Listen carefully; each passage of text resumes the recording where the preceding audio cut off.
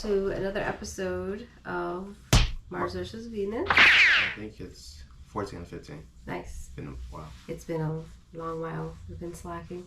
Got to get back on it. So, want to jump right in? Yep, let's jump right to it. All right. So I have 3 questions for us today. First one is, how do you feel about the night before the wedding? Tradition is that you usually spend the night apart from each other, night before the wedding. But I'm seeing more and more where people decide to, since they, especially if they already live together, and they feel like they are calmest with their other person, and they don't want to be a bunch of nerves the next morning. So a lot of people are doing is they're actually spending the night together, waking up, having breakfast together. So a little time together with just the two of them before the busyness of the day of the wedding. How do you feel about that? As opposed to the tradition of you don't spend the night together, you don't see each other until the actual wedding. I think that I like the traditional way in this instance, just because like you can build up possible anticipation, especially if maybe you haven't seen it, maybe they haven't seen the dress, you haven't, you know, you don't know what anything of the other person is gonna look like. Their hair, their makeup, nothing, So it's a complete like just, oh, I haven't seen you in like maybe like 24 hours or something like that, or depending on the time, you know, the wedding is.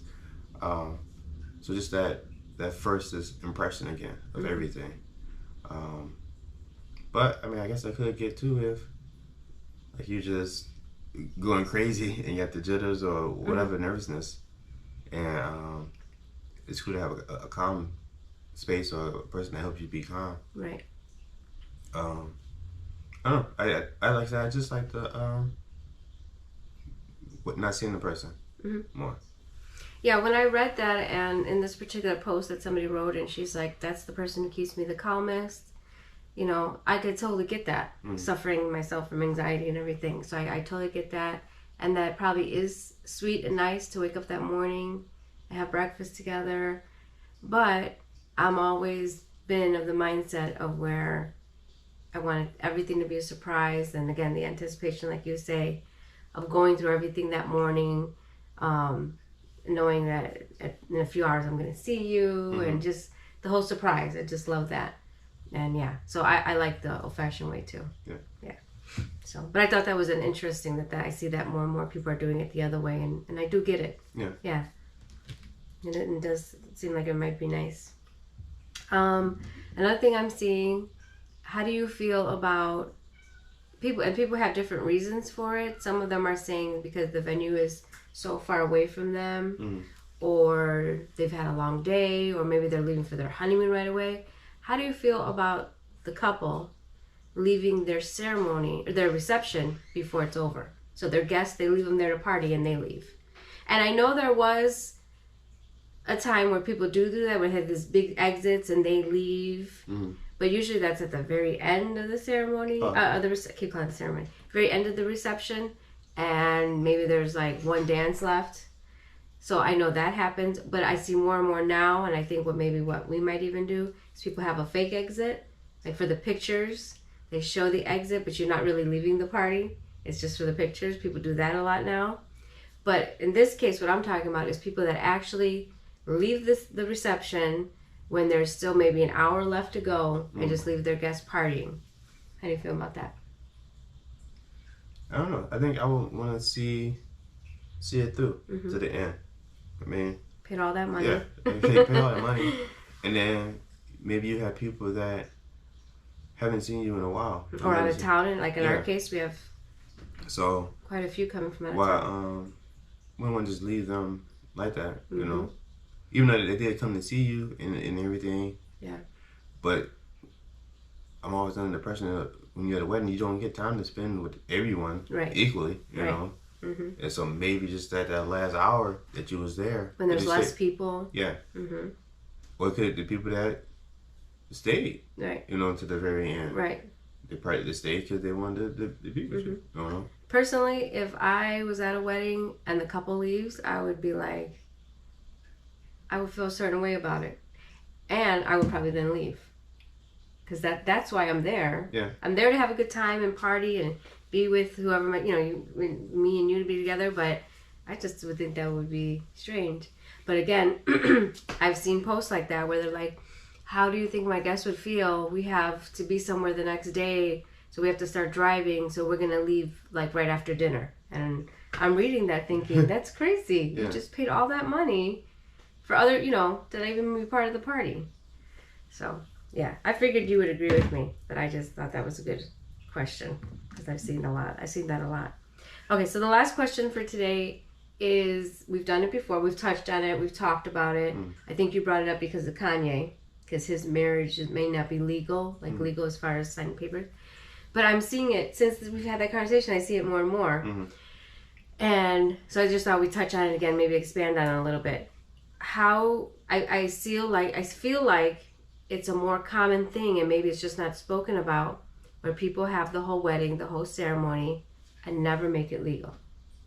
So, how do you feel about that? So this was a post that I wish I would have saved the post and read it, because what she wrote was really nice. And she got so many comments, and it was so many people who were doing it that way, and it really surprised me. They're having the whole huge big wedding, but they're not signing any papers. And they're not telling anybody, because again, it's nobody's business. Yeah. But I just thought that was, and I would just made me think, how many people, just type Facebook, how many people actually do that? I don't know. No, I know you don't know how many people do it, but I'm saying, what is your thoughts on that people decide to do it that way? Well, because I don't... I think, and I mentioned this before, that technically you're not married at the wedding, because you still have... And I recently learned that you could actually, in some cities or states, whatever, you have a whole year to turn in your paperwork. So for a whole year, you're not, what they say, legally married. And then, but it's funny how things work, because at the ceremony, they announce you the new Mr. and Mrs. whatever. But, technically you're not. It's just all ceremonial and everything. And some people leave it at that. And it just kind of surprises me that that's a thing. But I get it, because really, and not to say it's just a piece of paper, but really it is all about this, to me, the ceremony and the going through the motions, that kind of thing, and showing everybody. That's really what it's about. Yeah. Signing the paper is just like the little afterthought, I got to do this. Well, I think, like we talked about before, I think the paper was just for legally two people to have agreed to do so, and that not one person is forcing someone else to do something against their will, or whatever the case may be, or this person is of age or to be able to do this. But I guess in these cases, if both people are willing to do it, I don't see why not. Yeah. They probably just look at it as just a piece of paper. And whether it's, maybe they have a situation to where they don't need to worry about the other person being on their medical insurance. The benefits of it. Yeah. Or taxes, or whatever the case may be, or they have other things figured out. And like I say, I know you say in medical instances, or they go to the person that next to kin or to say so. But if you pre-do all that stuff ahead of time, and you know who put who you want to handle your stuff. So I guess as long as you got all that stuff taken care of, it doesn't matter, because at the end of the day, it's how you feel. I mean, what's the point if you sign the paper and you don't want to be with that person anyway? It doesn't have anything to do with that. I don't think. What? That you're unsure or anything like that. No, but signing the paper is to them, it's an official anyway. The paper don't make it official. It's the actual the words and meaning of it to them. Yeah. So the paper is nothing. It's just a piece of paper. Right. So that's what I'm saying. If you sign a piece of paper and you don't care, then it don't really matter whether the paper's there or not. Yeah, I just found it interesting, because what made me find it interesting is the amount of comments of people that are also doing it that way. I was really sitting there wow, I wonder how many people I know that may have done it this way. Again, none of my business, but I just found that interesting. Just thought it was interesting. So I thought it was interesting enough for me to bring up again, even though I knew we had spoke about it a little bit. So those are my 3 questions. Like, subscribe, share. Yes. Comment. Yes. Comment, because we get really excited when we get those comments. We text each other. We got a comment. Yeah. So please, and keep share our videos, and we'll try to get back on it. Yeah. We got a lot of stuff coming up. A lot of stuff. We've only got, I think, like 83 days. Maybe. Yeah, something like that, which is nothing. No.